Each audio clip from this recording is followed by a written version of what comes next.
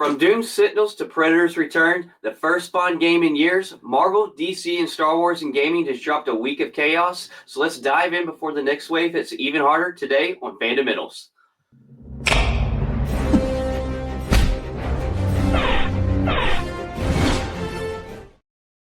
Hey. Hello. Oh, man. We got a lot to jump into this week. So let's not waste no time and go ahead and jump into some Marvel. Let's go.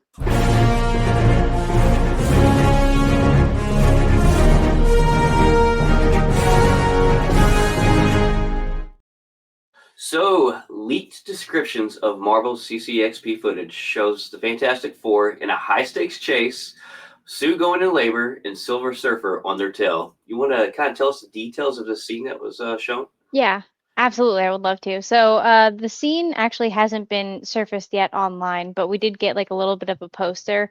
So hopefully we'll get this video here soon, but I have a little bit of a description for that video. So the Fantastic Four are inside their ship and Sue is going into labor, and then the Silver Surfer starts chasing them. Ben takes over the ship and starts trying to dodge her, and then they jump into hyperspace, and the CGI is just so great. And then we see Reed stretching and using his powers, and how New Rockstars kind of said it was like maybe he's like moving Sue like around like while she's in labor, you know. And then after that, you have that the Silver Surfer, almost reaches them. Actually almost reaches Sue's belly because she wants that baby. And Johnny then goes over and he takes over the ship and then tries to shoot like cannons at the Silver Surfer. And then he's making jokes about how like he thinks that the Silver Surfer is sexy and whatever. So meanwhile, all of this is happening. Sue's still in labor. So now she's starting her contractions. And then, Ben then, I guess eventually takes back over the ship, and Reed tells Ben to go into the black hole. And then Ben like looks back at him like super worried. And then Reed says to trust him. And then that's how the scene ends. Oh, dang. Dang. What a time to be making jokes about how the Silver Surfer looks while your sister's in labor and y'all are trying to get caught. The Silver's also trying to steal her baby. Right. Like, it's crazy. We also got a poster that released from there too, right? Yeah. Yep, that one. I love the artwork of this. Yeah. Yeah, I like how retro it kind of looks, like how, because like when you look at things like that, like it kind of has that like kind of stained glass like look to it almost to me, and it kind of just remind me still of the 60s. So I think it's really cool that they're keeping with the theme even with their posters and everything, and I can't wait to really see more of it. I mean, July 25th is only it's almost here. Yeah. it's a month and a couple of days, so yeah, it's right there. Yeah, I'm not trying to keep bringing it up, I guess just because I'm rewatching it, but they really nail that 60s vibe, like you're saying, because me watching Mad Men right now, which is like that, 50s, 60s era, their Mad Men are, it's about them that are admin. So like all their deal is to create these posters and these ads for businesses. And some of the posters I've seen, like, is very, very much so that style. So yeah. Yeah. And I thought it was really interesting that Vanessa Kirby, she was like talking about the Fantastic Four, and then all of a sudden she just says, it's not just adults that have superpowers. And I was like, oh, we got a baby Jack over here. We got some Incredibles going on. Yeah, well, there's also, I think there's a picture or a toy or something of Franklin, and he's kind of like surrounded by like a half rainbow, like clear the bulb type thing. And people are like, is that Sue just, protecting him with her powers, or is that powers that he's actually, manifesting himself? Because, from the comics, he starts as a baby manifesting and doing stuff with his powers. So I'm really curious to see like how far into his life this actually happens, or if it's at the very end, or I don't know, because they talk about the movie being named First Steps. also probably because of Franklin. So are we actually going to get that far into Franklin's life to where it's first steps, or is this first steps going to be like a slight time jump and we see it at the end? I don't know. There's so many different things to show, but definitely interested to see, what kind of powers we get to see and from him, because I feel like there's too many teases now that we're definitely going to get to see Franklin doing something besides just being a Hmm. baby. Oh, absolutely. I mean, like even in the little they're on sale like trailer footage that they had, Mhm. when you did see baby Franklin, like, and he was reaching up to his mom's face, like he's not a newborn. He's at least a couple of months, older. Yeah. Um, Yeah, when we see them in the bed, he's laying between Reed and Sue. Yeah, hmm. but Fantastic Four tickets are on sale now, so get them while you can. I think Geekly, I don't know, Covered Geekly or something like that. I seen a deal where they said some of the sites supposedly crashed for a small short time because so many ticket sales were going on with some of the bigger cinemas. So I'm Oh not sure wow. what truth that is, but that would be kind of a nice to hear and nice to see, considering how Hmm. some of the people have been on pre-ticket sales in the past with Marvel so far. But Yeah. And I mean, like, I'm excited to eventually actually get the tickets. I haven't gotten my mhm, tickets yet. I just have to wait a couple of weeks, but mhm, because I'm going to a wedding in New Orleans, not this week, but the following week. So I got things that I gotta deal with first before I can do all of that. But I will 100% be seeing it on that Saturday when it comes out. Like, I think it's on the 26th or something. right. Yeah, I think I'll buy mine probably today. I think. Yeah, I'm more likely to buy mine today. Might buy a couple that Thursday and that Saturday. I don't know. We'll see. But Fantastic Four popcorn buckets are here, and these might be the coolest popcorn buckets I think we've seen today. My personal opinion. So let's see. We have the I Galactus think my one. favorite one, yeah, so my favorite one is that Herbie Yeah. container where it has like where you can have the popcorn and the drink, like it's a whole holder. Yes. And Because candy. And okay, candy. yeah, so when you're thinking about like when you're getting all this stuff, they don't have like little trays or whatever that they give you like they do at Right. drive-ins or whatever. Or not drive-ins, but you know what I mean. Like when Yeah. you're going to like a shopping mall and you get like your tray and then you put all your food Hmm. on it and your drinks and you have that and you just carry that around. But when you go to when you're going to like the theaters and you go to the concession stand, I have had it on multiple times where I'm like trying to juggle all of this stuff, and then also Yes. now all of my tickets are on my phone, so now I have to figure out where my phone is and get it locked unlocked and like get it to my face, but I'm also holding like all this other stuff because me and popcorn buckets, we're like that. Yeah. Also, like, well, me, like, I have a crutch, so like, it makes it hard to have to carry everything with one hand. And I'm a guy. I like getting not so much a popcorn guy, but like, I'll get a candy, soda, and I always get mozzarella sticks because our theater has the best mozzarella sticks in any restaurant I've ever ate at. And Okay, so, yeah, it makes it easier. Now I can carry Herbie, or yeah, and carry my mod sticks and still get around the crutch, and we're golden. So there I you go. I I can promise you our theater will not have this because our theater never gets to cool popcorn buckets. But speaking Well, of I one don't more know. So cool, I'm going to a new theater for this one because I okay, moved into the house and now I have a right? new theater that's near me. It's called Galaxy Theaters, but they apparently Mm. also have their own merch and stuff. So I'm excited to see what that looks like. And then the third popcorn bucket, which is it's all right, it's like the bottom of the three. But then we also have Yeah. the Fantastic Car right here, which is a popcorn container, and I think the top opens up and you just fill it up with popcorn, which is cool. I mean, I it's a eh, retro, futuristic, cool. It's neat, but yeah. If I'm gonna get a car popcorn bucket, it has to be the Red Guardians limo though oh from yeah, that Thunderbolts. would be yeah. The Galactus head is $80, by the way. Oh my God. Oh my God. I don't know how much the price is on the other two. I'm going to say Herbie's probably not far behind Galactus on price Mhm. because it's so big and it does so much, different things. But yeah, Galactus is cool and it actually lights up LED lights. The eyes light up. But it's 79.99 actually. Let me not $80, 79.99. So Okay, you're like a penny away. Okay. right, But right, after taxes and everything, right. you're looking at like Marketing at its 85 finest. bucks. Back like years ago when they changed that from full dollars to 99 cents because they thought it was better marketing. I'm like, come on, guys, whatever. Yeah. But speaking of more Fantastic Four stuff, Kevin Feige confirms the mysterious ship, Fantastic Four ship in Thunderbolts, isn't the Fantastic Fours from First Steps. But why is he even bringing this up? Hmm. Is he misleading? Is he trying to give us a hint? Is he telling us it's a Fantastic Four from another universe? Why would he even do this? Why would Are he? we getting the Council of Reeds? Yeah, and that's a huge rumor that we are. Huge rumor that we are. I mean, I almost feel like we have to, just for where everything's going. But and the other thing is the ship that is we've seen in Thunderbolts has 4 fins, and it's 3 fins from the Fantastic Four First Steps movie. But it's just wild for Kevin Feige himself on something like this, not to let it run wild on the internet until we see it, and for Hmm. him to actually speak out against it. So I'm just curious, what's his motive here?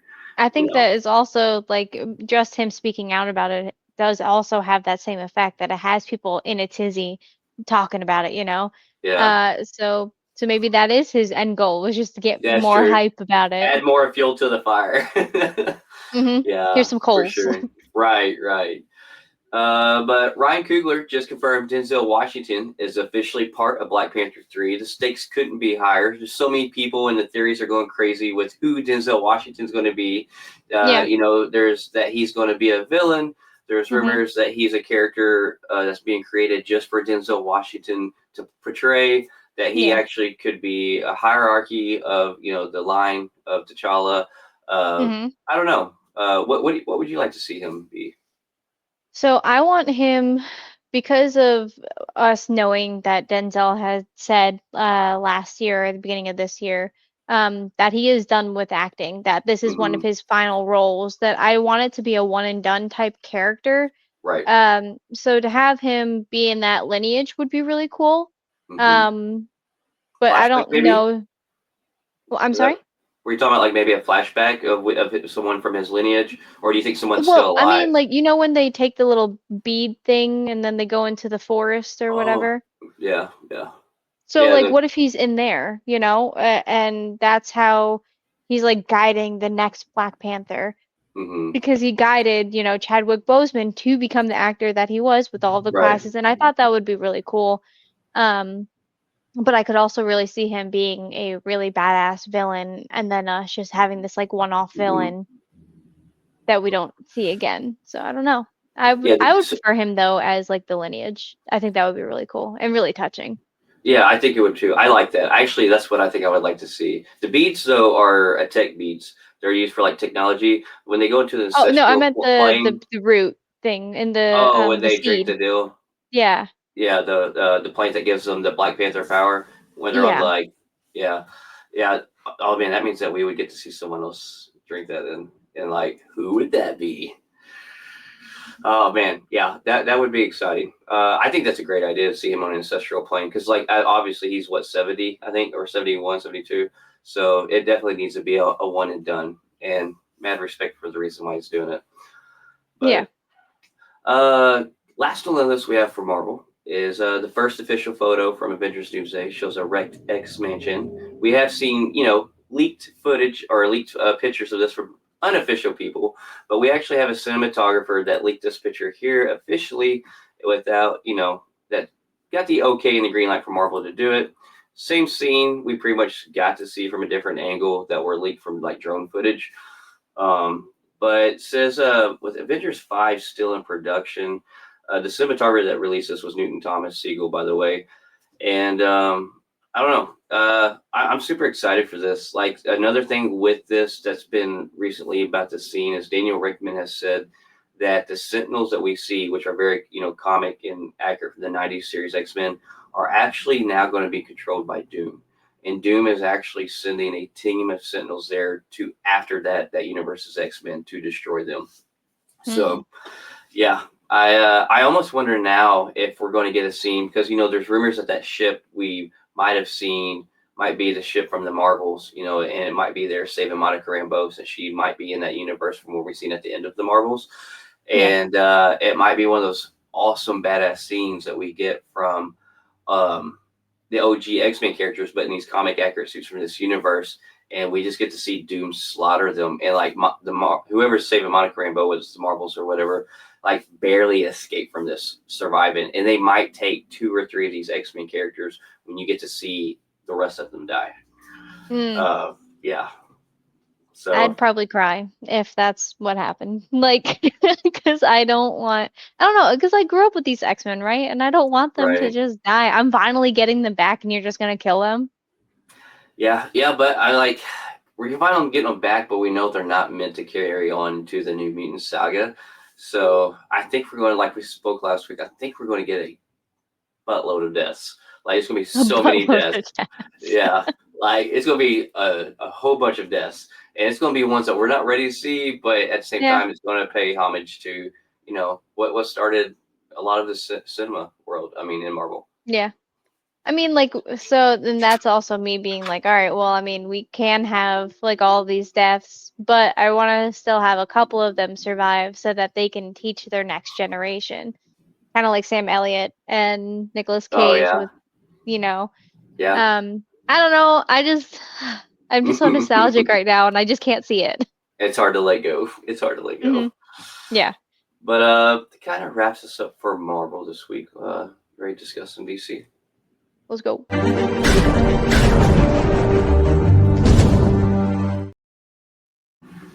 So we have some great fresh photos from Superman, some new posters that was been released by James Gunn, and they gave us our best look yet at the new DC Universe in motion.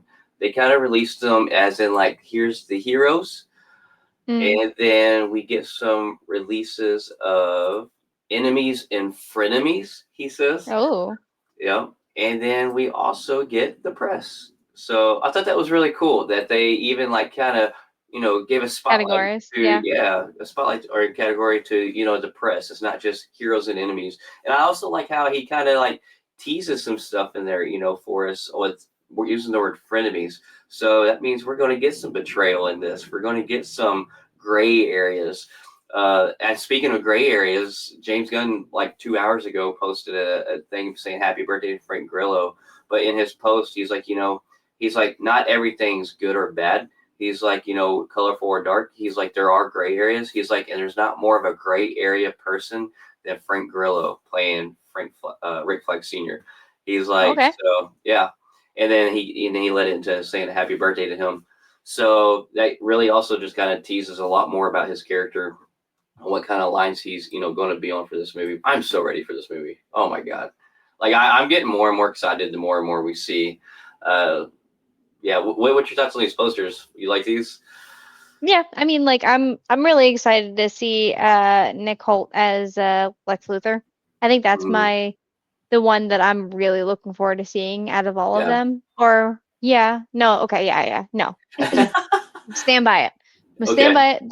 That is who I'm looking forward to. And then after that, it's got to be Nathan Fillion as Guy Yeah. Gardner. And Yeah. then after I that, would have whatever. But like those are the everybody two else. that, yeah. But those are the two that I'm really excited to Hmm. see. Um. So I, yeah. I'm I'm excited to see. I love Nathan Fillion playing Guy Gardner. Like I think no matter what he does, it's going to be great. So I'm not even like too like concerned about it. I think it's just going to be great. I But just want to see it. Yeah. I'm super excited to see Nicholas Hoult and David Cornsweat's chemistry as Lex Superman, because like Mm. Nicholas Hoult has gave us some really good vibes of his Lex since we've seen these trailers and stuff, and then the trailers with David Cornsweat, the Clark Kent and Superman, they feel good. Now I'm anxious to see their chemistry as being the ultimate you know villain and hero that's always after each other. So I'm anxious to Yeah. see more of that. But speaking of more Superman stuff, we have a new trailer for Superman that came out, and I think it just makes fans more eager and excited to see more of David Cornsweat and this whole entire cast take on the Man of Steel and all these other great characters and get to see them in a whole new light that we've never seen them before in cinema. So Yeah. I'm ready. I like when I was watching that trailer, I was really excited because I got to see more of Lex Luthor, and Hmm. it just seemed kind of like talking to, I don't know, like if that's what the lines that he was saying or if this was like new lines that just added on top. Right. But you got to really see like him in action in this trailer, and I was just like, because I'm really looking forward to him playing Lex Luthor, because I think that Nicholas Hoult is just an amazing actor. I loved him Oh as yeah. Beast. So to see him now come over to DC, I'm really excited to see him step into that role and him play an actual villain. Yes. Like, yes. Yeah, and so many other things too. Like I love him playing Beast. Obviously, Kelsey Grammer's got the iconic voice, but he was still good. It was great to see him like in the human form and really take on that and his struggles. But then like Mm. you got Renfield that he was great in. Oh my God, I forgot about that.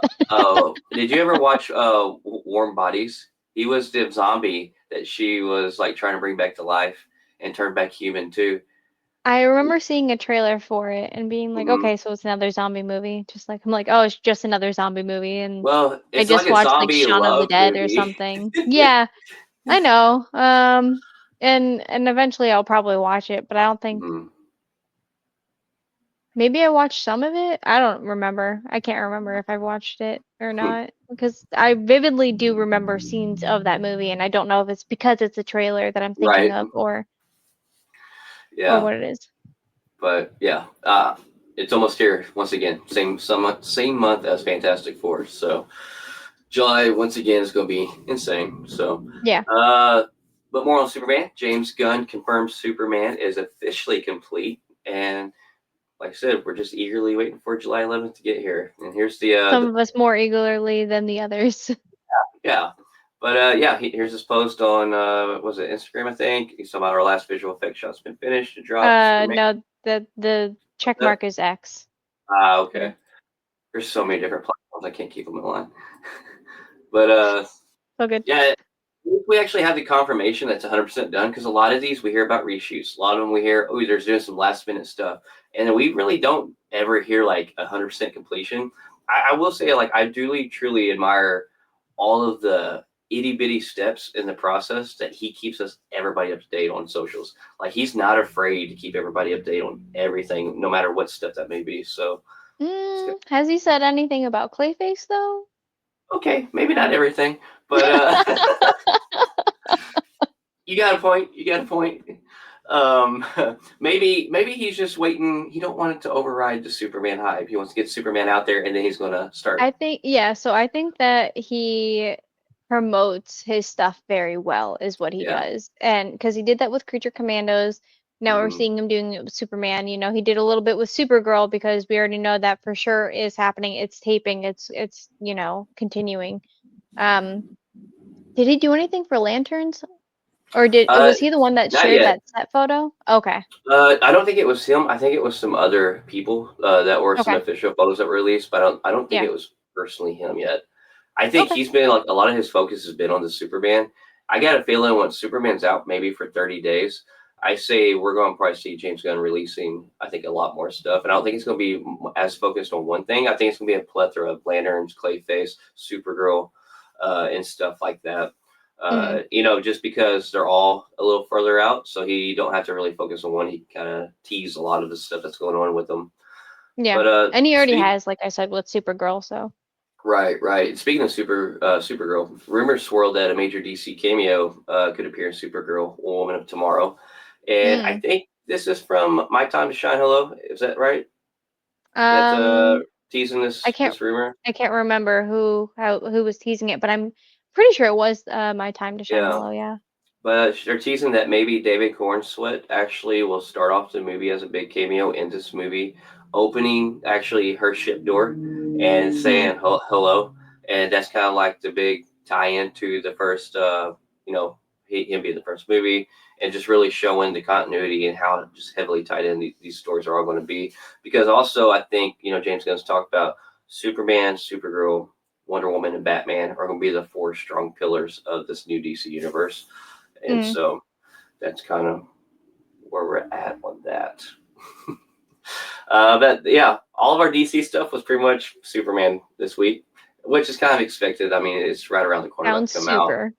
Yeah, right. Yeah. But hey, it's all hopeful. It's all colorful. And so far, we're getting good vibes. Just hope it carries out the vibes that it's given.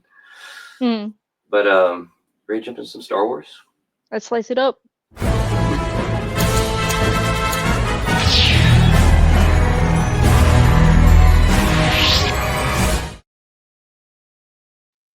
So this is some news I think that we needed to hear. I think we needed to hear this from the man himself. Mark Hamill says he's ready to let go of Luke Skywalker, closing the book on one of cinema's most legendary roles.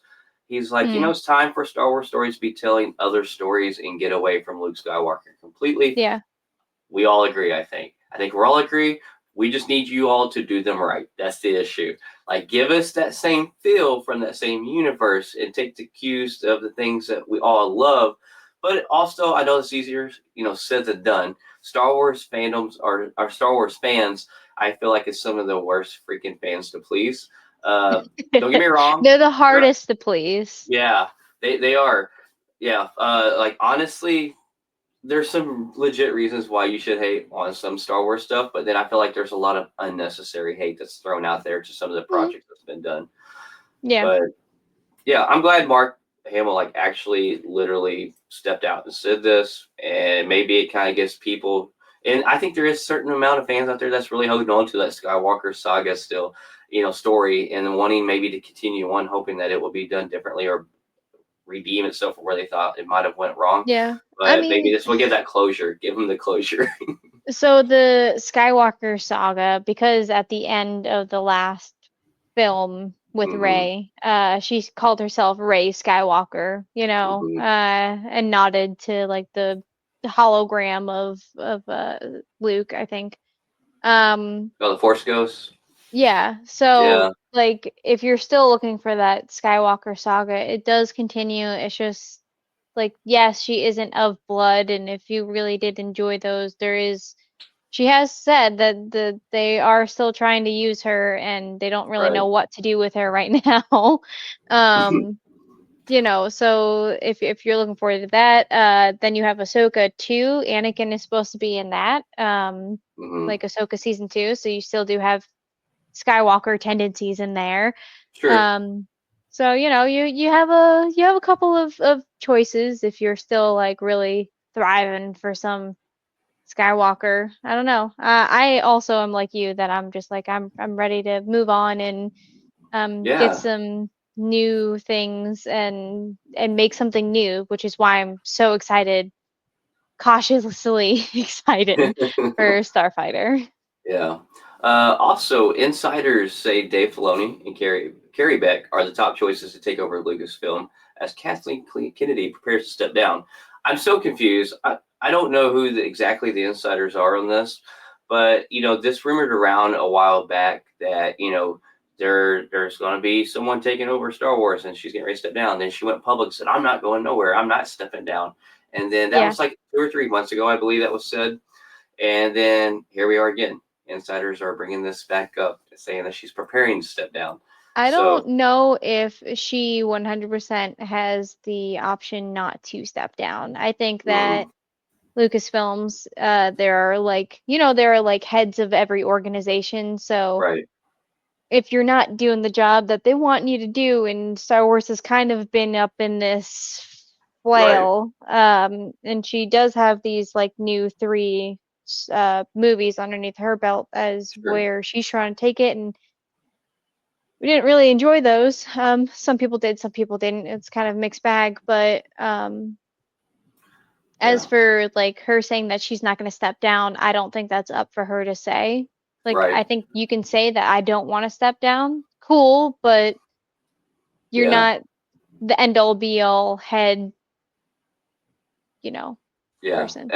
Also, I read a thing where she publicly like said this in an interview too, and I was like, "Ooh," which I mean, it's true, but like it was shocked for me to hear that she said this, that she actually admitted that since George Lucas has not been a part of it anymore, and he sold stuff in when there was that transition for him not being overseeing Star Wars projects anymore, that they have really struggled to find the right and proper storytelling to keep people happy. And she admitted, she's like, it's been a struggle. And I was like, maybe that is the first part of stepping down, is admitting that there's been a struggle and maybe it's not been a perfect ride. Yeah. And sometimes you got to step aside if there's other people with better ideas or bigger visions. You Mm, got to swallow that pride and just accept that hey, she was part of had her hand in with the Mandalorian, which has been a success completely. and Yeah. it's probably going to be finalized on that story when the movie comes out next year.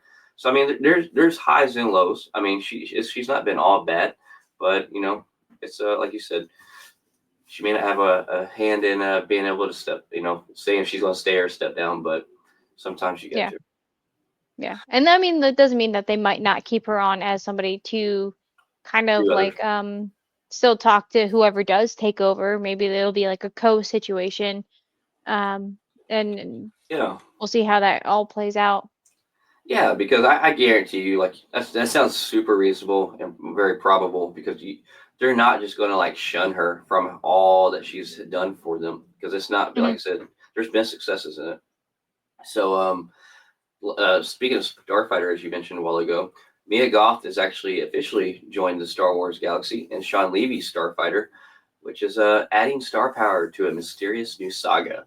So I'm super curious and want to find out so much more about where Sean Levy is doing with this and where the story is going and what's going to Hmm. be focused around.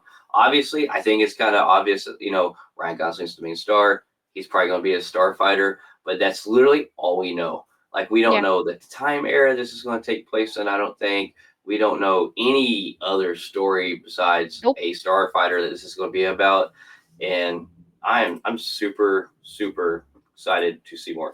I mean, we got a second cast announcement, so that means we're getting there. We're starting to take our baby steps to finding more information.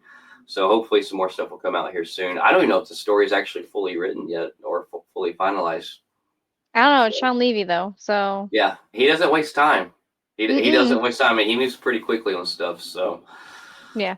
but kind of wraps us with Star Wars. Let's jump into some educated wish. Okay.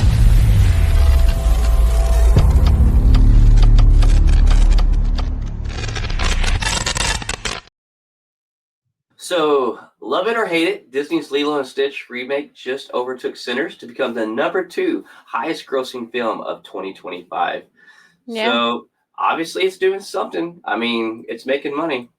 Yeah, and I think that even though a lot of people didn't ask for this when they found out it was a thing, we were excited because it's not like it was Snow White and we had like all this bad press with it. It was Yeah. something that we all were like, okay, like this could be fun. This could be Hmm. exciting because I don't know, it's different, but it's also that nostalgia that was coming out is that we as in like our generation, right? We grew up with Right. Lilo and Stitch Yeah. and really Stitch just is such like a being great. able to see it come back out. And now I have merch for Lilo and Stitch because I went to Hot Topic and they had like a little Lilo and Stitch like half crop Right. top like tank top, and it was absolutely adorable. I've already worn it twice now. um and I can't wait to wear it more because it was great. So I absolutely am happy that it is doing so well, and I can't wait to watch it when it comes to Disney Plus. Yeah, and Stitch is like, I mean, Stitch, the original cartoon came out in 2002. So, like, and they ran Disney to this day, but even before this movie, that's been one of its biggest merch sellers is Stitch. I mean, when you go to Disney World or Disneyland, I mean, there's always giant sections of Lilo and Stitch is freaking everywhere. Yeah. So, yeah, and this is just almost to kind of keep more fuel to this fire and just keep that going because now we're going to merch for another 20 years. So, Hmm. Yeah, uh, absolutely. eh, Because like not only did Disney have the Lilo and Stitch like movie, they had I mhm, think they had like three movies because they had Lilo and Stitch 2, and then they had like a little half something or another right. Lilo and Stitch, and then they had a whole TV series of Lilo Right? and Stitch, which I actually did watch a couple of episodes or seasons. I'm not really sure how many there were, but I do remember like watching all of that. And then they had a ride in Disney World, which has recently closed down to make room for something else because Disney's always changing their rides. Always. Mm. Because I don't know if you knew this, but in Disney World, they had an alien ride, which was one of the scariest rides that they had to shut down after like a month or two of running it because it was literally terrifying people. Like Oh, I it didn't know was this. not, and they had said it was like a family safe, family friendly kind of ride. Right? From what I've read about it, it literally it locks you into a seat. Same thing with Lilo and Stitch, it locked you into a seat, but In the Alien one, it turns off all the lights, and all you hear is the the xenomorphs like fucking going around and just tearing up people who are around you. That's what you're hearing. Oh You my don't see god. anything. But with Lilo and Stitch, like you were in his containment cell and it locks you in, and it's 4D, so it sprays a little water at you, sprays Hmm. air into your face or whatever. Um, but like he escapes and he's like running around, but it's Stitch. It's not like it's an Right, right, alien that's about to right. like devour your friends, you know. I would Although be down for that though. Stitch is an alien, but yeah. No, it was an absolutely great ride. Yeah, And because like it didn't move you, like you just right. sat there and yeah, it might like bounce up and down the seats with hydraulics, but it never actually like moved you. So it was always a nice like relaxing ride to go and sit down at, and that line was always stupid long. That's what I remember anyway. Oh man. Yeah, I don't know. You got me now wishing that I could have attended that ride because like hearing that and being that Yeah. intense, you don't get stuff like that very often. Apparently, there's a reason for it, but Oh, for Alien? No, yeah, I'm good. I would not want to be on that. That did not really, sound fun at all. Yeah. yeah, Um, and there's another ride in Hollywood Studios, where it was like the greatest movie ride or something like that, and you sit in this hmm, like extended limousine, and then you have like this tour guide, and he's kind of like a corny tour guide, but then they drive you through movie sets, and then you have like a xenomorph like pop down at you, and that's supposed oh to be your nice, like scary part. yeah, Um, but like even that wasn't like terrifying, you know, it was just like right, ah!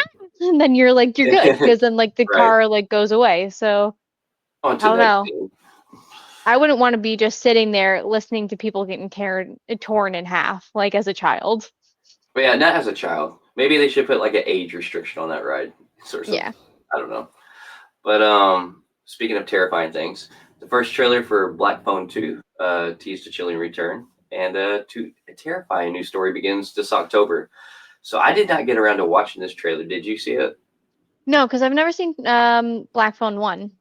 Okay, so I have Ethan Hawke, I believe, is the main Yeah. star in it, and I enjoyed it. I need to rewatch it to really go back and watch a lot of or remember a lot of what took place. But it was liked a lot. I mean, it doesn't surprise me that they're making a second one. Like it was really well received. I don't think there was hardly any flack or anything like against it. So hmm I have not made it to watch this teaser, so I have to definitely make sure to do that this week. But I'm probably gonna have to eventually watch the first one. And I know that AD has watched it, okay, but I haven't watched it just because like never got around to it. And it's just like I've right. always had this like laundry list of movies to watch, and it's never been like, yeah, I gotta watch this one. But now that we have the second one coming out on October 17th, I kind of have to watch it sooner rather than later now. Yeah, and you like horror type, scary stuff. So Absolutely, I do. yeah, so I think you would enjoy it. But Lego's new How to Train Your Dragon set brings Toothless to life in 784 pieces, and it launches July 1st. And hmm Lego always out here dropping stuff before the movies, but It's just so cute. it There's is. so many photos where like they have so at the bottom you have like a little like Lego fish, and there's like different pictures that they've taken of it to like promote it, and one of Yeah. them have like his tongue hanging out with the fish like on his tongue, and I'm Oh, like, nice. oh my God, it's adorable. I That want it so bad. that movie That might comes out actually be next one weekend, day. don't it? Huh? I think that movie comes out next weekend. Oh, shoot. I didn't write down the date No, for that. I'm Um, I think it's next weekend though, because I was actually like going through the dates on my theater app and trying to yeah. see how far out they were showing different things. And I'm pretty sure. So it comes out this coming Thursday, but my theater is doing an early screening on Wednesday Oh, for it. okay. Yeah. So How to Train Your Dragon. It releases on Friday uh, are you gonna have time to on go see that? IMDb. And that's what? Are you going to have time to see that? You think before the next episode? No, because No. I have to buy tickets to go to New Orleans. Oh, that's right. That's right.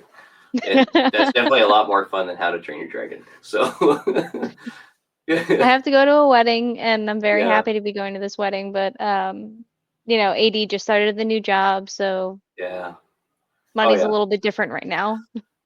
Um, Um, but there is the movie The Predator Killer of Killers that recently came out on June 6th. So yes. that was just on this Friday that it had come out, and I actually got the chance to watch it. At first, it didn't really catch my eye.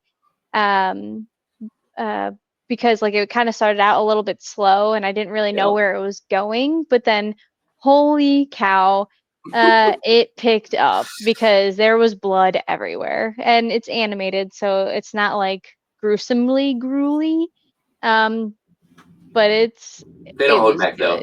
good. Yeah, so they have I think it's like a three different parts or like how they kind of had it that they started out, it said like the shield and I was like, what are they Hmm. talking about? So then it was Right. like somebody killed the predator with a shield and I was like, oh, okay, cool. And then you had the sword and then you had the bullet. So like you had three different people and then they all got together and the predator was there because like at first like you kind of forget that you're watching a predator movie. Hmm. And then all of a sudden there's a predator in your fucking face. And you're like, Yeah, oh, yeah. ho, ho, ho, ho. Um, and like at like the end or whatever, um, obviously like spoiler warning on all of Yeah, this. yeah. But but like at the end, they're standing in front of a predator and he brings them all out and he's like, okay, you guys are gonna fight each other. Whoever wins will fight me, and that will be the killer of killers. Oh wow. Um, Hence the title. So I was Right. like, okay, cool. And then you have the guy that has the bullet. He's like a kind of like a kid almost, but more of like a early 20s maybe. Hmm. Um, and he was like a fighter pilot, and that's how he killed like a predator because he was in his drone thing, and that was insane to watch that one. There's really cool parts in every single one of these, so I There is. definitely recommend you guys go and see it. But really, if you haven't seen Prey, Mm. the It's so good. the original like Hulu movie called Prey, Prey, you need to watch that before you watch this. Yeah. I would say it's like super creative. So I've made it through.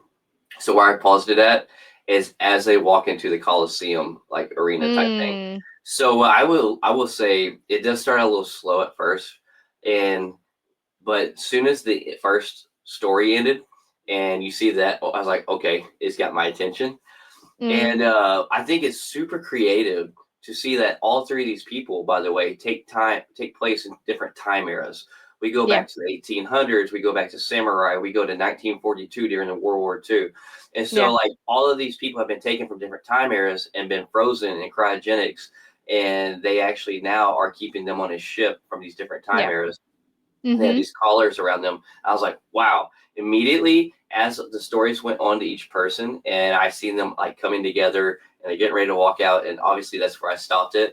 I'm finishing as soon as we get done here, but literally, I was like, this would be insane to see in live action. I so wish this would have been a live action thing. Yeah, I'm sure it probably would have been stupid costly to make, but I'm loving this. Like, yeah. absolutely loving this. Yeah, I watched all of it. You do see at the end, you do see more people in cryogenics. Oh, So okay. just gonna Okay. leave it at that. So we might get to see something later on in live action of something around that realm. There was a post that I had read after because I immediately started Googling. I was like, Yeah. when's the next one? Yeah. So no one knows yet if they're gonna make a second one of this Mm, Killer of Killers okay. or if they're gonna continue it in Predator Badlands that we're supposed to be Hmm. getting. They don't really know where this Predator line is going, but as somebody who wasn't really into the Predator movies with Arnold Schwarzenegger, only watched them for drinking games. I can say that it has caught my interest. Prey was pretty neat, and Mm. now watching this Predators Killer of Killers movie, it was only like an hour and 54 minutes or something like that. Uh, Worth it? The what? No, this movie. Yeah. Well, I thought it was an hour and 25, I believe. Okay. Or Yeah, yeah, I know but it's a little. It's not at 2 hours. It's definitely right, like less right. than that. And So then we also had that badass trailer we just recently got of Predator Badlands that looks really good too. So yeah. I'm stupid excited. Like, I don't know. Anyways, like the alien stuff was cool, but we know we talked about before. Like mine's always been on the Predator side of things. If I had to pick a team, and so to get to see both of these kind of rehashing and reviving these Yeah. franchises, like I'm so happy, and because I mean, so far both sides have been really good, both of them. Hmm. So, Yeah.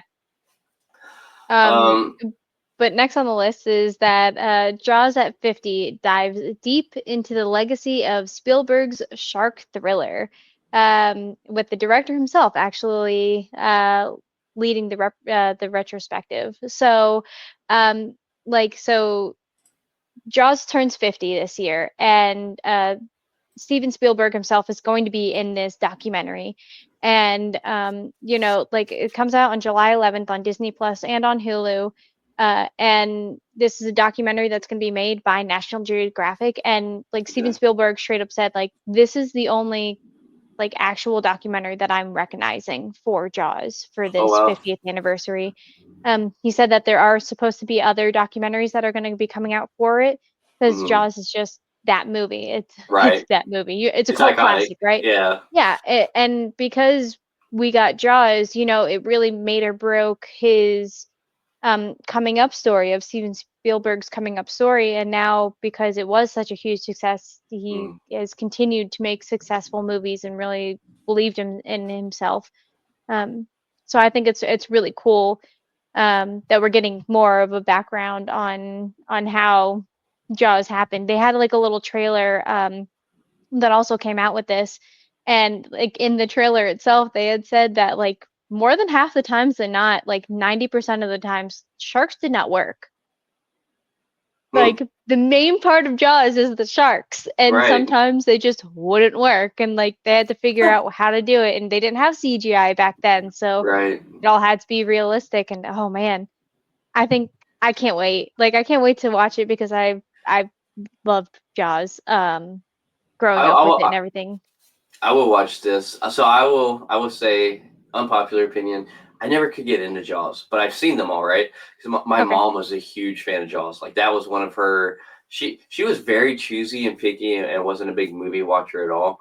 But Jaws was one of her favorite things, so that's why I would watch this. But also, I can respect, that time era, all the work that was Yeah. put into it, and like you Mhm. said, it being a cult classic and the weight that it holds. I think it'd be a fun documentary to watch. I think for me, it hit more at home because I lived in Florida Oh yeah, I didn't and think I about was that. right close to the ocean, and I went Yeah. to the ocean every single weekend. And so I got the honor and pleasure, or whatever, to go up in a blimp, one of those Goodyear blimps, and Hmm. we flew That's over the awesome. ocean. And the pilot, like, he was just like, "Hey guys, go look out the side of your thing. Like, you're gonna see like Miami Beach." So we like looked out, and he's like, "Also, do you see all those like little black spots in the water? Yeah, those are all sharks." And I was like, "No, no, I don't ever want to go back in the water. Like, I never want to go back in the water." But And then that's why she obviously lives I in did. Vegas. Well, I mean, like, I did go back in the water, and I still do love water to this day, even though we don't really know what's all in the water. And I always find that Yeah. so amazing. And for a while when I was a kid, I wanted to go into marine biology because I was Hmm. super into it. I know that's like super corny, but No. like I've always loved the ocean. So Right. I really appreciated Jaws because of that, to just like understand like why I went off in this tangent. Ryan Coogler says he is stepping away from Sinners at the moment and wanting to distance himself from franchise films for now. So don't be expecting a sequel anytime in the near future. Which Hmm. I can see that. We kind of talked last week how Clint Eastwood, was like franchise films and remakes. He's like make something more original, which really seems like Yeah. that's kind of the same mindset that Ryan Coogler has as well on maybe. So actually talking about that Clint Eastwood interview, I don't know if it was that part or if it was a different part, but that interview was actually made up. No And way. he is like fighting it. He is What? livid that like it. Yeah, so it might have been something that he had said to like his friend or something, and then that friend did like an interview, and then the interview person said that they had interviewed Clint Eastwood. I don't know. There's a whole thing about it, and I couldn't really dive into it or understand it, but it's got Nope. some drama. Yeah, If well, that's it what you're went into. everywhere. Like I everybody was know. reporting that he said that. I know because that one person Oh, had said it, and then it spread like fucking wildfire. that's So. wild. Well, okay, we debunked that. That was not true. Well, so that's the thing is I can't remember what exactly, and I couldn't understand what part wasn't true. Right. So, like, what I'm saying is, even if you hear things on here and you like find it a little questionable, do your research. Right. Like, let us know in the comments if like you find out that something is completely random, weird, whatever. But yeah, that was one of the ones that I had read over this past week that it was like Clint Eastwood like is like trying to sue. I don't know if he's trying to sue or what he's doing, but he's going and trying to figure things out. And I was like, what is happening right now? And that was Goodness. like on Tuesday. So I'm gonna dive into this now because this has got me intrigued. And normally I don't hop into stuff like that, super deep, yeah, but like I'm curious to see what else going on. yeah. So Megan 2.0 drops its final trailer, and fans can also grab a diddly cool, maybe cool, new popcorn bucket when it hits theaters June 27th. Yeah. It's a little creepy popcorn bucket, actually. Here we are. Yeah.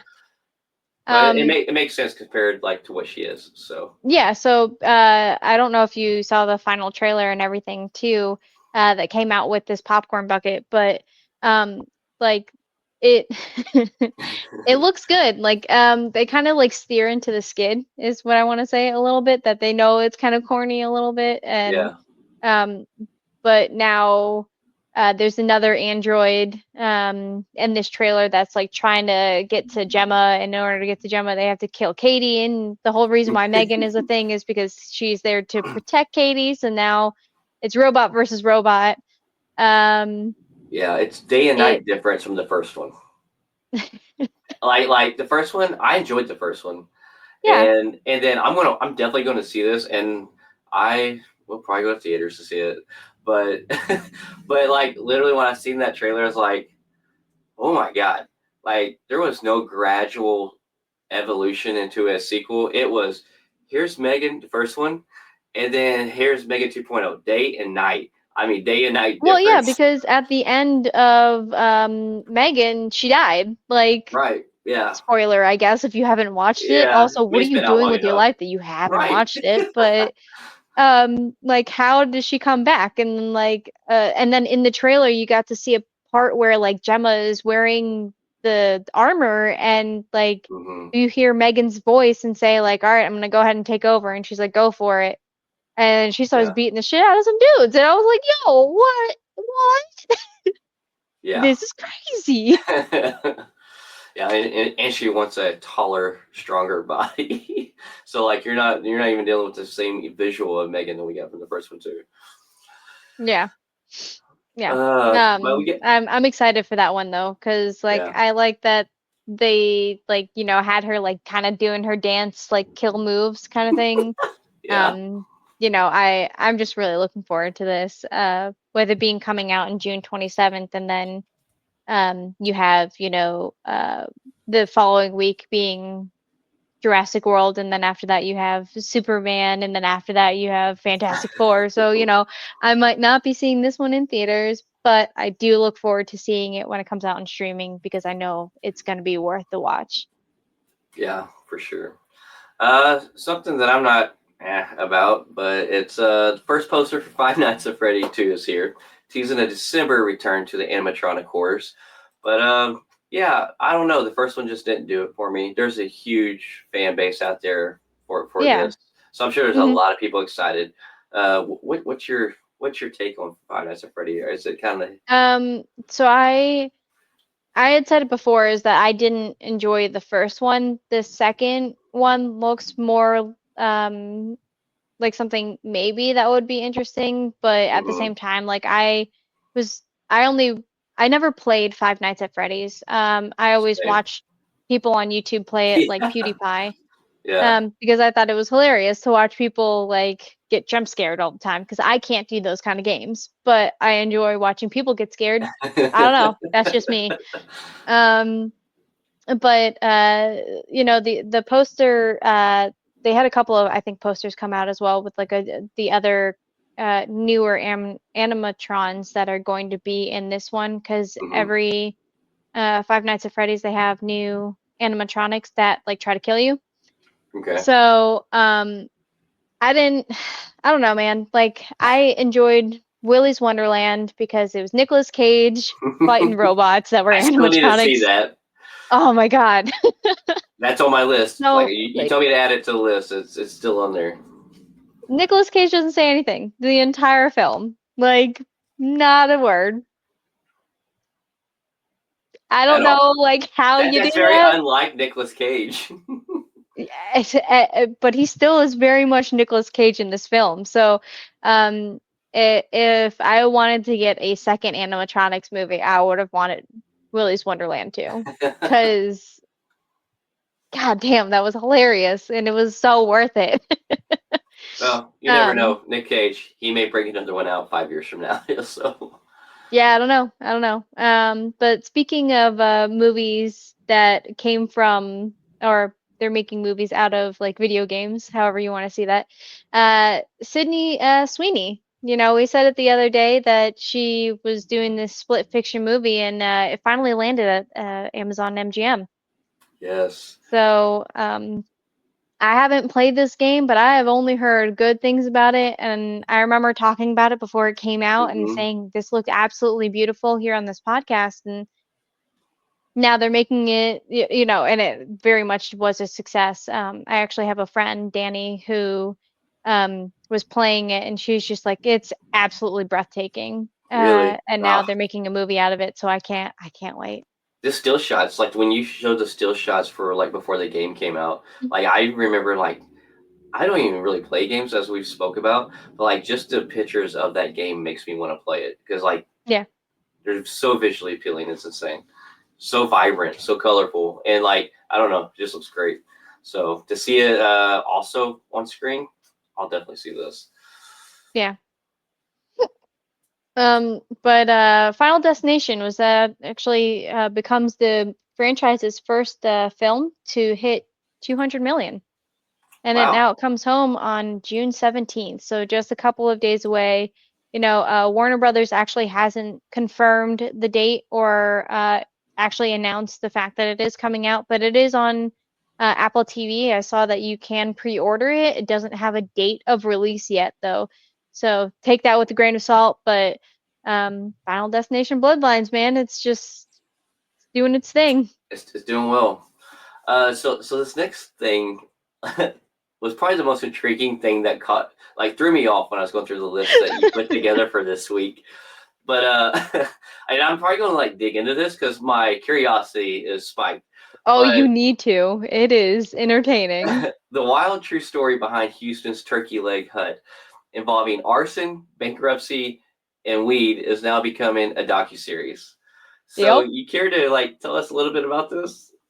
Yeah, so it's called The Rise and the Fall of the Turkey Leg Hut. So it's a documentary that actually will begin filming, I think, next week for an August release. Okay. So literally, like, it was a couple that like bought this like turkey leg hut, and they were like, it was actually like a front. It was a front, and they were using it to sell weed. So they like had it like weed stashed in the back, and then they I guess had decided that they were going to hire somebody to catch it on fire so they can get the insurance money from it because it was supposed to be going into bankruptcy or something.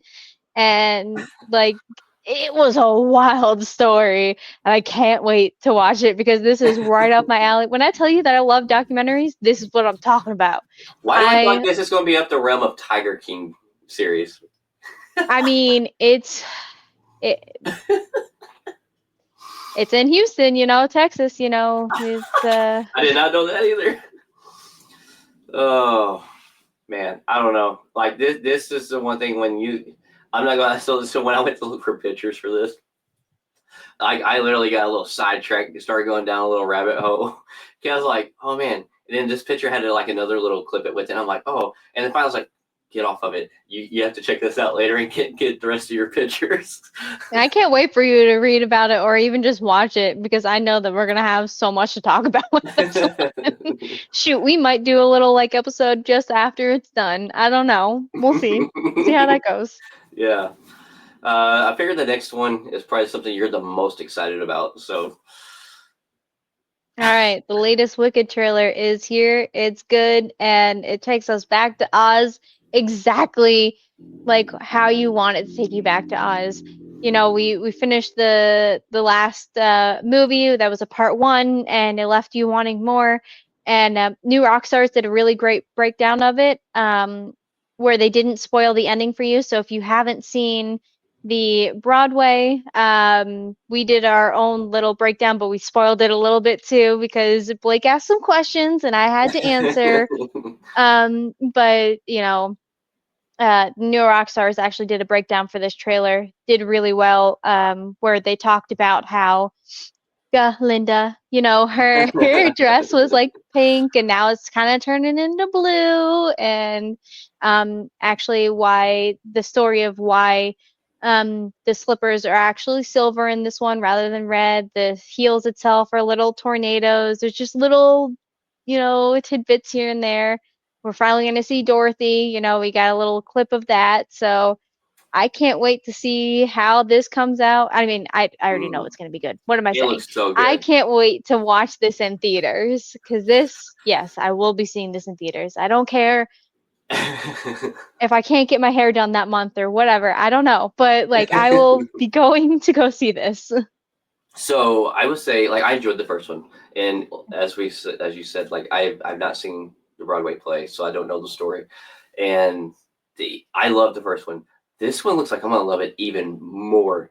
Like Oh, the if you got darkness, emotional and during the first one, yeah, really. you're gonna get Um, emotional during this one. And I mean, like you can hear a little bit of the songs that they're gonna be having in this one. And apparently, they're gonna have an original song that Ariana Grande is going to be singing.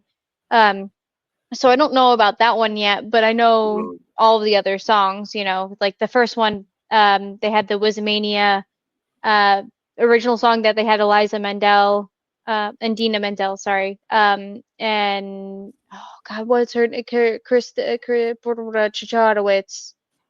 yeah, Her, sorry, yep. I cannot remember how to pronounce her name.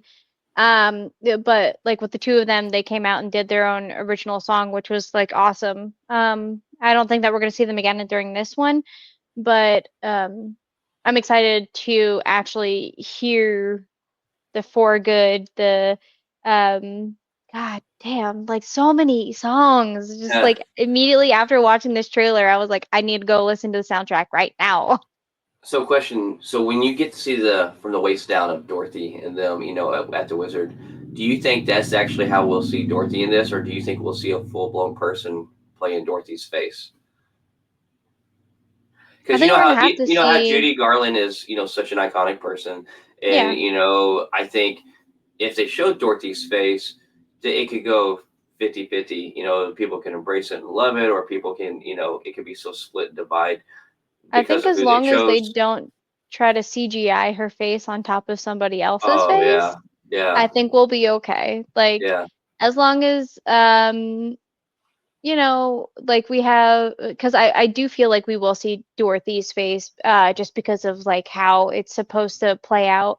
Hmm. Um, you know, and I have so many things to talk about in this trailer, but like you see Talk like about it. Dorothy, you know, running down like or kind of like skipping down the yellow brick road. Um, eventually you're gonna see Galinda talk to Dorothy because she has to go home at some point, right? And I mean Mhm. it's not about Dorothy's story, but Dorothy definitely has a huge part for the reason that, you know, the Wicked West comes Right, back because you've seen The Wizard of Oz, right? And right. you know that they have some interaction. So in order to see that interaction, you have to be able to see Dorothy. Mm. Um, so I think that we are going to see that, and I can't wait to see Belinda's wedding because apparently we're gonna see that, and you never see that in the Broadway. So I'm like, Really? oh, this is Oh great. Yeah, wow. yeah. Oh, I'm so ready for this. And this comes out November? November You say? 21st. Yeah, Yeah. yeah. Yeah, I can't wait. And never did I think that I would be like this excited about this, but like, yeah, I am. I now would like after I probably see the second one, I probably would. I don't know. Yeah, they come. I think last year they were at the Fox Theater and they did, a play of it. I don't. It may not be the Broadway play, but like I would love to go see just the live action Oh play yeah. I after the mean, second movie like comes out. I saw it in Florida. So I mean, like obviously I didn't see the Broadway people come and do Right. the things, but absolutely recommend it if you and I mean if you're into theater or anything like that, like I definitely recommend that you support your local, Right. theater and go and watch plays because it's absolutely awesome. And we got to talk to what's his face? Oh my God, Vincent M. Ward about that. Now Yes. he said Yeah. that he enjoyed the stage presence more than, acting presence because Mm, you have, audience that you get to pull from, that you get to, and when you're sitting there in the audience, you feel like you're immersed, yeah. in that play. I think it's just such a beautiful thing. And there's no stop and reshoots. Like you're in that moment, you got to run with that moment. Something slips, you got to adapt and carry on that moment without. Mm-hmm. Yeah. And like I truly think that takes much more talent. Not saying don't take talent to do the other stuff, but like so much more talent because you don't get those edits, reshoots, other things are if it just wasn't perfect. So And yeah. I mean, you got to see it a little bit in The Office, right? Where they kind of made fun of it when they do the Sweeney Todd, Andy playing Hmm. in Sweeney Todd, and his cell phone goes off, and the guy that was playing Sweeney Todd was like, "What is that bird tweeting?" Like, like he was just like playing off of it, and you got to see it a little bit in that. And it's just like a little instance like that that makes you just, oh yeah, that's kind of cool. Right.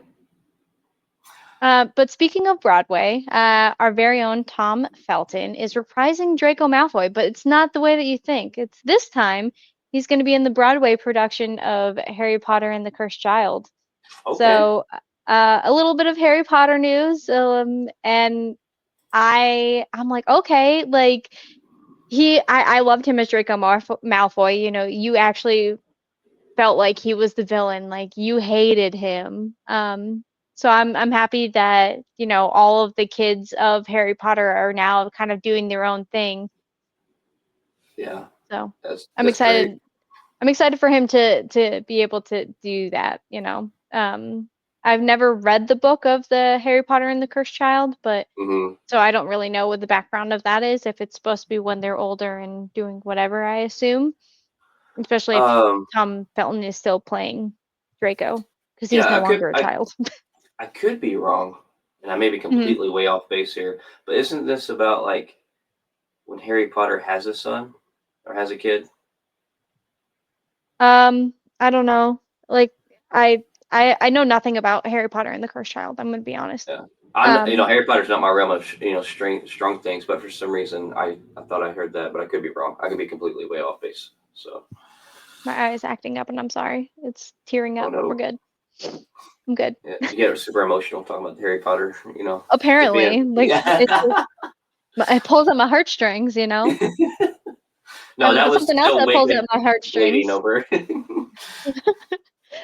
Something else that pulls at my heartstrings, is Alien, man. So Alien Earth, it brings the horror home and it's all new trailer and hitting Hulu and Disney Plus this August. So we Oh my finally got god. some August 12th. We got a little official trailer. And god damn it, I want more and I want it now. It looks so good. So good. And the bad thing Yeah. is, or I guess sad thing is, Ridley Scott also made the announcement that he's done, with Alien. Uh, Yeah. so, I I mean, like he's, his reasoning though. He was like, yeah, I think it's time for me to step away and do my own thing, but I think I'm leaving it like out there for other people to take it up and really just continue with it. Um, yeah. I don't Well, I know, mean, man. and that could Like, be a good thing. That's respectful. I mean, and yeah. like Alien's such a beloved thing. I mean, I feel like this is kind of similar to Kathleen Kennedy, except Ridley Scott's not done nothing wrong. I mean, like, he's stepping down and let someone else take over. Yeah. I don't know. I don't think they'll just loosely throw this in anybody's hands, to carry on this franchise. So I think it will Mm, be methodically thought out, and it'll be okay. But this trailer looks insane. It looks so insane and intense. I like to see too where we get to see the first. Oh my god, I'm drawing like Android. First live person's mind kind of transferred to an android's body. mm, That's yeah. super interesting. Did not know we was going to get to see that. And at first, when the rumors and the leaks were coming out with this, before we had a lot of information, they're like, we're not going to get to see any aliens, really xenomorphs or anything. This is mainly just going to be Earth taking place, and maybe more on androids, and that's it. And like, okay, that they were way off bases. This brings everything I think that you could think that you would want at this time era that this takes place.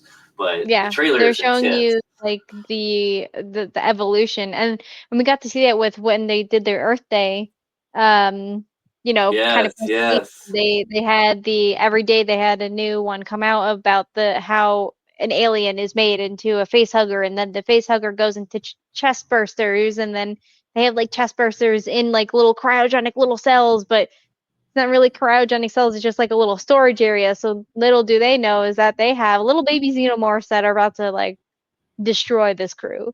And it's gonna crash, into Earth because we got to see that in the trailer. It crashes. I don't Yeah, know if that's the same, ship or whatever, but there's a good there's a chance of ship that crashes. So they have made it to Earth, and yeah, I'm so excited. it. Another stupid thing I'm excited about comes out next weekend. Stephen King's Life of Chuck lands at 87% Rotten Tomato score with critics, and my God, I'm so excited to see this. I think it's going to be something that definitely pulls at heartstrings as well. It just Mm, looks and feels so emotional, and the yeah, cast is just kiss. absolutely But amazing. Yeah. I was watching Mark Hamill. He did a interview on Stephen Colbert, and they showed a little bit of a clip of it. And Mark Hamill, he was just kind of like sitting there, and he was just like, the best way to watch this movie is not to, dive too much into it and get to know everything that you can about it. And I'm like, too late. yeah, The yeah. minute that I knew that it was happening, like, I've been all over it, Um, and I've just been waiting for it to come out. Now it's finally coming out, and I can't wait to watch this. It looks so good, and Mark Hamill literally was just like, it's a good film. Like he talked about how his wife had watched it with him at TIFF, um, Mm, and how like he looked over at her and like he had like she had the tears in her eyes or whatever. Like mm. it was super emotional, it was super great. So definitely pulls at heartstrings. Um, yeah. I'm so ready. So ready. I got super excited because I thought it was coming out this weekend, but come to Mm, find out it came out this weekend in select theaters, and then next weekend is nationwide or worldwide or whatever. But I was like, yeah. like I was going to do whatever I had to do to see it this weekend. uh, Yeah. I mean, like, shoot, dude, like, because not only is it a Stephen King, but it's also Mike Flanagan. right. Like, And it's Tom uh, Hiddleston and Mark Hamill. Like, there's this. It's and Karen layered. It's Gillian, like and yes, yeah, just the laundry list of just amazing yes. people involved in this. And every aspect, which is great because you sometimes you don't always get that. And like this is just layered. I think it's almost maybe I'm getting too hyped and building it too up, but like it's almost impossible for it to be bad. It truly, I feel like it's impossible for it to be bad. So, but one of them days, sequel is in the works with Kiki Palmer and SZA. Hmm. Yeah, So there's a sequel coming out, and they're returning for round two. I have yeah. actually not seen this. Have you? No, so I haven't seen the first one. I super want to, because the person that is that like directed it or wrote it or whatever was actually Issa Rae, and I've Okay. told you that like Yeah. I'm a huge Yeah. Issa Rae fan. And then seeing her in Black Mirror and seeing what she did in that, I'm Yeah. just like, oh my God, I love Issa Rae. Like I love her. Um, so I found out that she was actually the one that was the one that wrote the first one, and I don't know if she's writing Mm, the second one or what's up with that, but I will also absolutely adore Kiki Palmer. Kind of grew up with her too. She took like a little break or whatever from acting, and I'm happy that she's back, and she's absolutely amazing still at Oh yeah, acting. And then I just got to see SZA in concert, so I'm like, yeah. oh, okay, that's kind of cool. I was literally just about to say that. I was like, oh, you've seen one of them not just too long ago. Yeah, yeah, not too far away Uh, either. Speaking of Mike um, Flanagan, yeah. sorry. No, go ahead. I was just to say, Mike Flanagan's Exorcist reboot will not make its 2026 target date. So, what do you take out of this? I mean, I'm taking it as like I think maybe he was focusing on Clayface and Exorcist, and they were supposed to be coming out next year, and then mhm, um with one of them now no longer going to be coming out with his name on it, so Clayface is right. no longer his. I think that he is now realizing that he doesn't want to shortcut the film that he actually is putting his thoughts and mind into, The Hmm. Exorcist. So I'm happy that he is doing kind of like Doomsday is doing, like taking its time to make sure that it's right, Right. and because The Exorcist is just such a uh film that like everybody knows, you know. It's a staple. I mean, it truly is a staple Yeah, in the horror industry.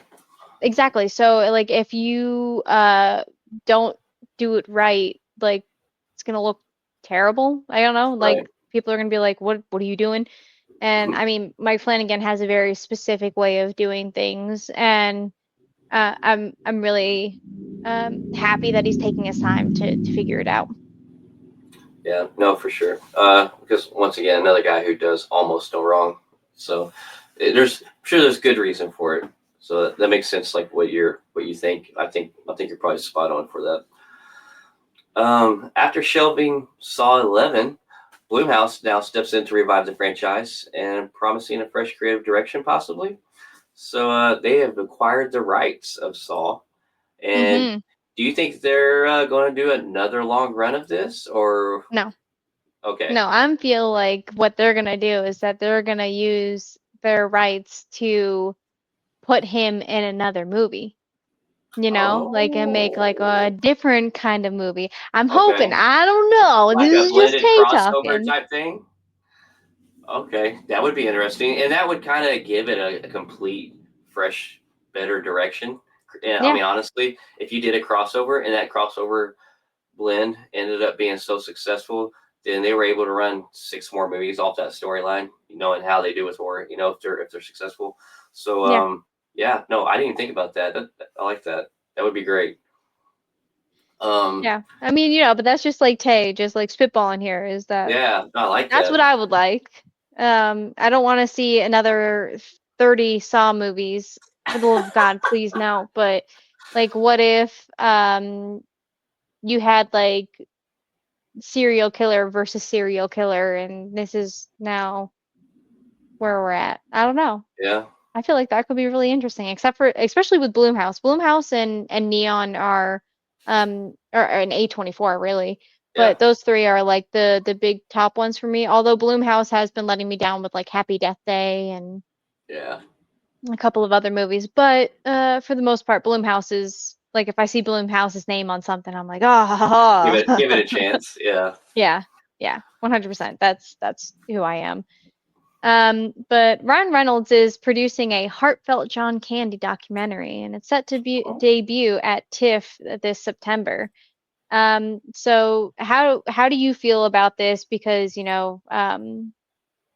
Ryan Reynolds is kind of like one of the guys that yeah. you like, So what do Yeah, you well, think? and John Candy is too. I love John Candy. Cool Runnings, absolutely love Cool Runnings. That's something I rewatched over and over and Baseballs, over. Yeah, well, then there's so many. Oh my God, planes, trains, and Planes, automobiles. Trains, and Automobiles.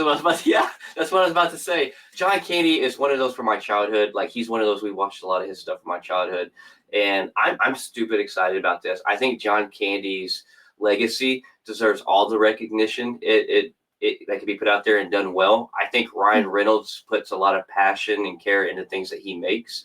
Yeah. And Ryan Reynolds coming from the comedy aspect of, alongside of the passion and things that he makes, I think he's the perfect person to make this. Yeah. I And they think have he'll do it right. Colin Hanks as the director as well. So Yeah, and I'm not super familiar with Colin Hanks' directing. I've seen some films he's been in. I think Orange County was one I've seen that he was in a long time ago. But and then That Thing You Do, I think he is in that. But anyways, I think this is great. I think Colin Hanks isn't going to do bad on directing this. I think Ryan mhm. Reynolds writing this and creating this is the perfect person. I'm stupid excited to see this. Do you know like when this will be out for everybody to see, or is there a date out So for that's the this? thing with TIFF is that you don't know. And Gotcha. that's kind of like The Life of Chuck came out at TIFF, That's and right. then you just kind of have to wait for somebody to actually buy it. So, Gotcha. I think so they they're would jump gonna. on this. I hope that they would because it does. Like I also do. I grew up with John Candy, even though he died Mhm. in 1994 from a heart attack. Like suddenly, I still did grow up with a lot of his films. Um, so so we don't know exactly what day that movies will be coming out at TIFF because it's between September 4th and 14th, so it's like a Mhm. 10-day type thing. So what usually we do is that we read about it and we'll talk about it once we actually do know what comes out of it, if it actually is Sure. something that people are saying that is good. Sometimes people don't really talk about things, but I'm hoping that this does get picked up because it's like it's they use one of his lines like as the title. It's like John Candy, I like me, and he says that in one of the movies. But oh my God, he was in Home Yeah. Alone. Huh? He was in Well, Home Alone. yeah. Well, the I He Like played Me a is clarinet. from Plane, Trains, and Automobiles. Yeah, Yeah. but I totally was just like I totally I was sitting here and I was like, what else have I seen him in? Oh yeah, Home Alone. He Yeah. played Well, like he brought the mom in the truck with him in the U-Haul truck and just like drove her yeah. to. Do you remember that? Yeah, I do. And when back to like you saying I Like Me, like it just goes to show how heavy this documentary is probably going to be because Yeah. that of him I Like Me and Plane Trains and Automobiles was a heavy moment too. It's where he's putting on that front, of he likes me, and then he kind of realizes, you know, I don't know. Yeah. Oh my God, like that just complete. I just got chills when you said that, and it I actually mean, hit me. Uh, yeah. yeah, I'm so excited for this. Well, I mean, because he did die so suddenly, it's got to have left like a hole in like some people's lives, and you kind of see that when some celebrities die and they'd make documentaries and you never really knew about like what they all went through because you only get to see what paparazzi show you, but Right. they're just like us, kind of, but Yeah. with more money. Yeah. But they still put their pants on the same way, one leg at a time. 1 foot at a Yeah, time. I almost said foot, but one leg at a time. Yeah, I guess Oh that would be your man. shoes. But anyways, but some people may put both shoes on at the same time, so that's why it's gotta be pants, not shoes. Yeah, so I put one shoe on, then I put another shoe on, then I lace it. Yeah, same. But you never know. You get some crazy people out there who might try doing both at the same time. I don't know. Or maybe they put like one shoe on and then tie it, and then put the other shoe on and then tie that one. Oh, I never really thought about that to know. But one of our favorite actors, I'm just excited to keep seeing this guy in the limelight. Keep giving more of him to us. But Walton Goggins could be joining Street Fighter. Um, we've talked about Street Fighter. I think no, we haven't talked about Street Fighter lately, have we? No. No, we've been talking about Mortal Kombat. Yeah, I almost got them mixed up actually. But yeah, so there's a Street Fighter reboot supposedly in the works, and Walton Goggins is possibly going to be there. I think the character he's rumored to be is M. Bison. So I'm not gonna lie. After seeing that face, even though they just visually don't look alike, I can see him being done up to make that face and pulling it off. He looks like I'm not super familiar with all the in-depth characters of Street Fighter. I know what it is. I played Street Fighter, but I wasn't like a die hardcore fan. but that looks like an insane person, and Walton Goggins plays a perfect insane person. So Walton Goggins can play literally anything you give him. this is So true. what we're finding out. So Yes. as long as he is in some type of role in Street Fighter, I think would be entertaining because I can't think of him in an actual like fighting hands-on movie. Yeah. Not off the top of my head. So I think Lord, that give would me be the cool. gas I to like that fight he's this demon. I think of every time I see that. I don't want to keep saying the full phrase, but anyways, oh man, I still do not quit seeing memes and lines and stickers and all kinds of freaking memorabilia with his lines from Righteous Gemstones all over it. So I can't wait. I'm so happy that they're doing a spin-off for Baby Billy. they are. Eh, yeah. Yeah, we talked about this. That we the you and I were sharing it on Instagram and they like Oh he was like yes, we're yeah, doing yeah. it It and slipped my mind. Yeah, it it's like completely what do slipped my you mean mind. rare? We Yeah. talked about Well, this. no, for some reason I thought at first that was like a joke or something or whatever. I didn't think it was Oh, real, but yeah. yeah. Wow. Okay. I can't Well, wait. I hope But it's not a joke. It was on his Instagram. yeah. I yeah, to me he is the star of that show. The star of that show. Yeah, especially that last season. He carried it on his back. Yeah, oh, 100%. He's the only thing that made it worth watching that last season. But we got the first look at One Punch Man season 3, and they revealed some bizarre new monsters, and fans are absolutely freaking out. So when I tell you that I like came across this, and I've been a One Punch Man uh fan for so long. I mean the last season came out like 5 years ago, so we've been just waiting for it to come out. And we finally got these like two new monsters, which I thought were absolutely hilarious. So you have your evil mineral water, which looks hilarious. And then the second one is my favorite one, Gums.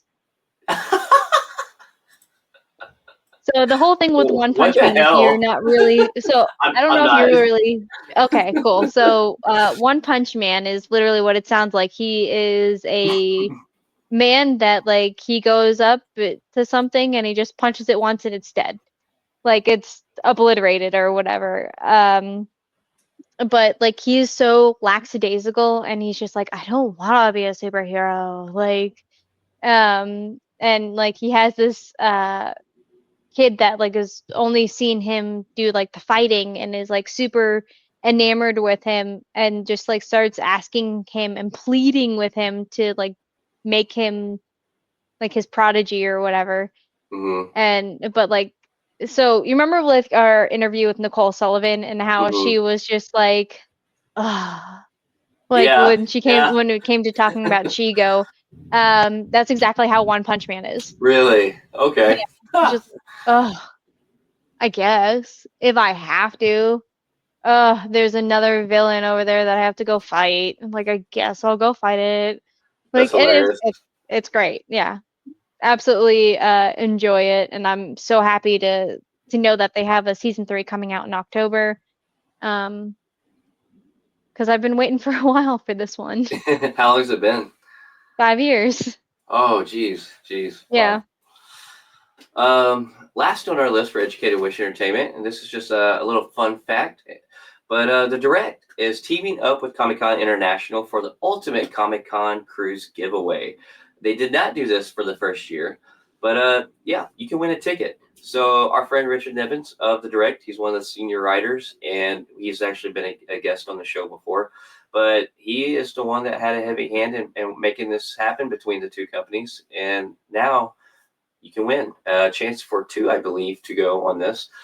We will actually put the link in the description of this episode for you to enter to win. So feel free to take your chance to win a Comic Con cruise. That would be so fun. Like Yeah. I would so like I've seen pictures and videos of like the last cruise they did, which was the first Mhm. one, the inauguration cruise, pretty much of it. But it looks so great. Like it's just pretty much like going to a Comic Con. Like they have the celebrities with you there. It's super interactive, and so many great panels and events going on through the whole entire cruise. Actually, I would feel like this would be almost funner than a regular Comic-Con, just Oh, because there's so absolutely. much more to do on that cruise ship along with Yeah, this. and it's like such a secluded thing that like like you're Yeah. eventually going to run into people and you have to interact with people, and also food's involved. Like, so Yes. Yes. great. Hell yes. Like that's half the reason I get excited to go anywhere. It's just for new food too. So, Yeah, but and Vegas is not short for that. this is true. Oh, got me thinking about ramen now. But but I feel like people have been really missing Geeks on Gaming. So it is back this week with some great news from you. You ready to jump into that? Yeah.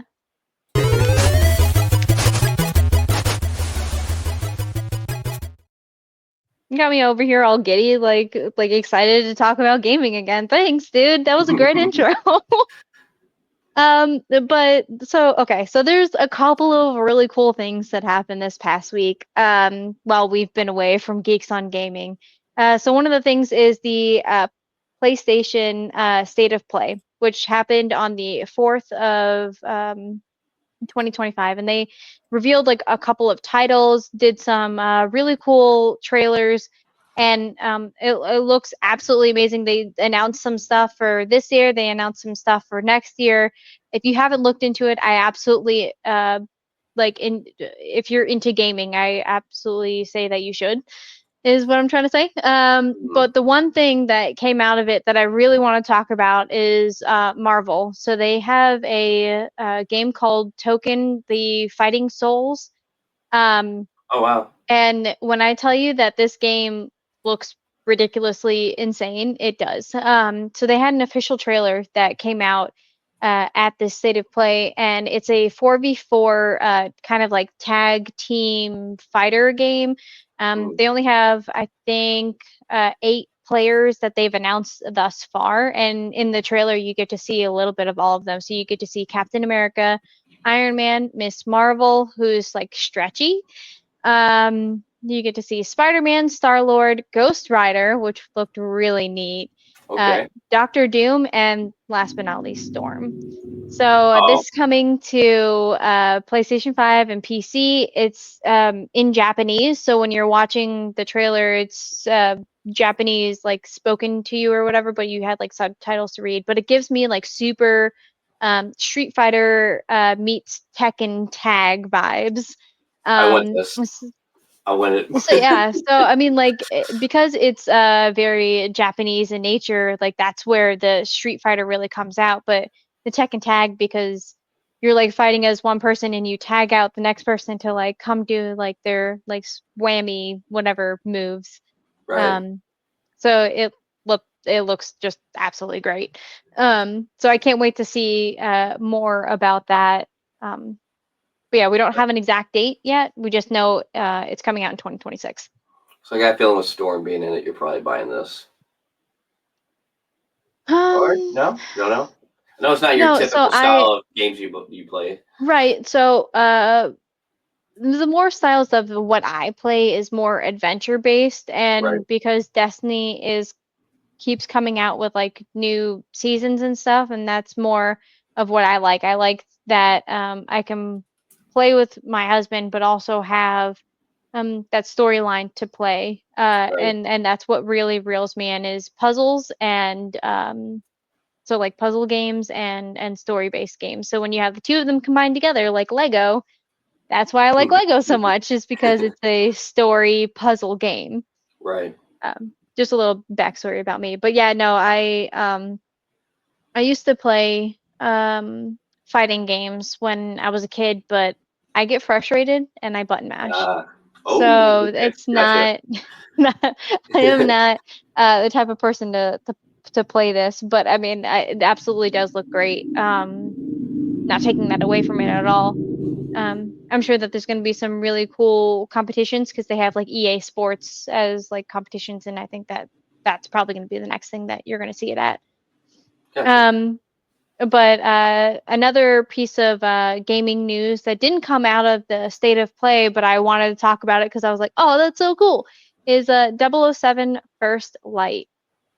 So this is a James Bond 007 video game, and it's the first one in 14 years. So it's coming out in 2026. Oh wow. And this game is actually um, it takes you back. So it makes you play as James Bond as like a young Bond Hmm. through his like recruiting missions of the MI6 like original origin like story.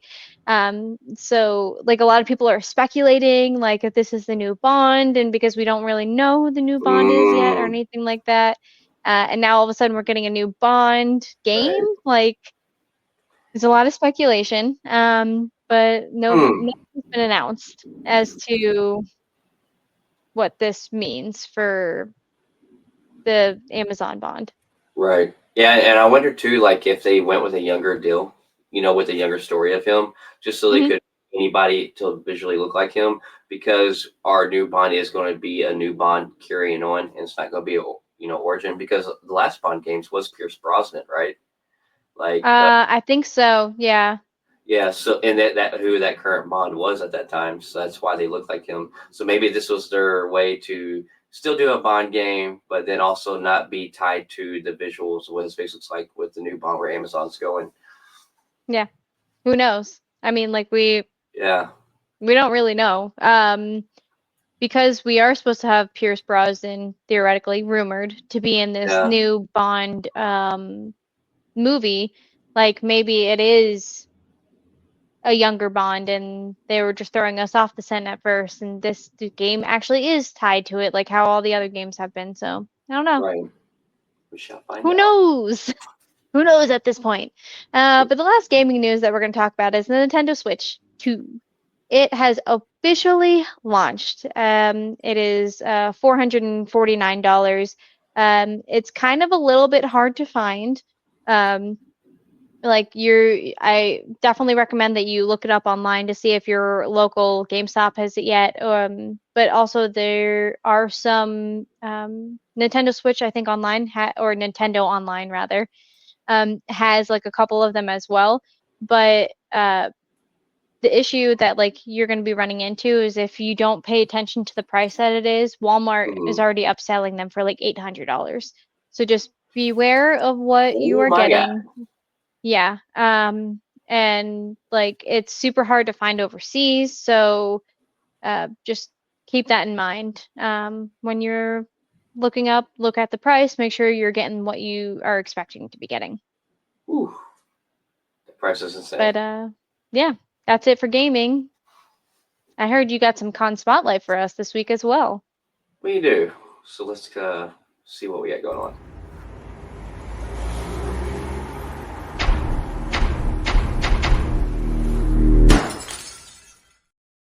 So I figured, you know what, this isn't necessarily a Comic Con, but I feel like in lieu of Superman coming up, and it was only right to do this one.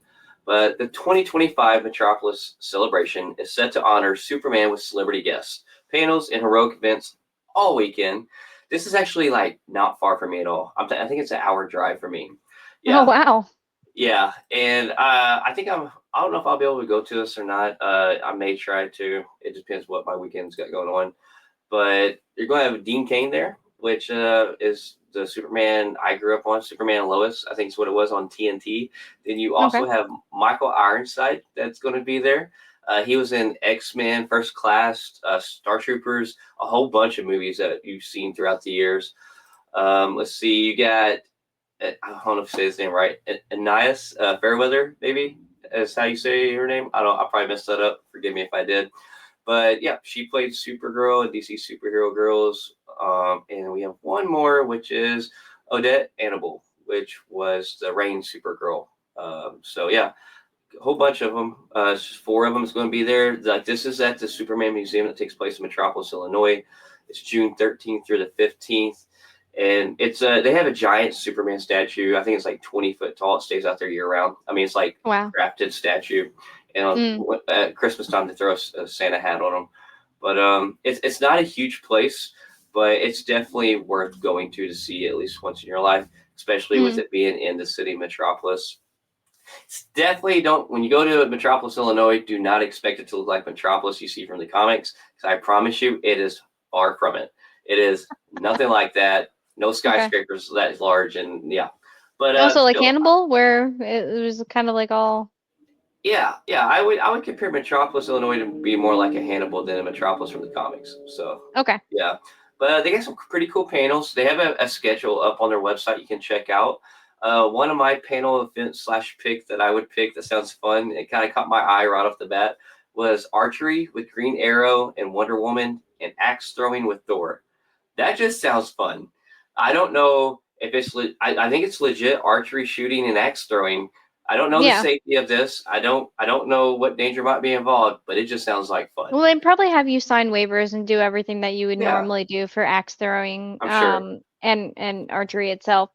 But I think it's hilarious that they have DC and Marvel, Yeah, like, yeah, because Thor is not DC. So I thought that was right. interesting. It is Um, interesting. but the panel that I picked is actually Michael Ironside Q&A, Mm, and honestly, it's just strongly off of Starship Troopers because I really want to know, like, how did you guys like? Did you guys laugh at all during the time that you made this movie? Like, was it a joke on set, or like were you guys serious about it until you got to the second and third one, and then I don't think he was in the second or third one because I think he died in the first one. gotcha. I It's can't been so remember. long since I've It's seen that. So long, It hasn't been that long for me. I think it was last year when I saw it. really. Not even joking, because that's occasionally that's the movie that, like, the crew is just kind of sitting around or just kind of having a drink or whatever, and then we just look up and we're like, what kind of movie do we want to watch? Starship Trooper? Yeah. Starship Troopers. I've always thought that Michael Ironside could pass for Jack Nicholson's brother. I think they have some similar looks to them. Not Yeah. saying identical, but they have some similarities. I'm No. like, No, they I could absolutely definitely agree. pass for brothers. Like a cousin. Yeah. Yeah, for sure. But Yeah. yeah, that's it for this week. And catch everybody next time. Peace.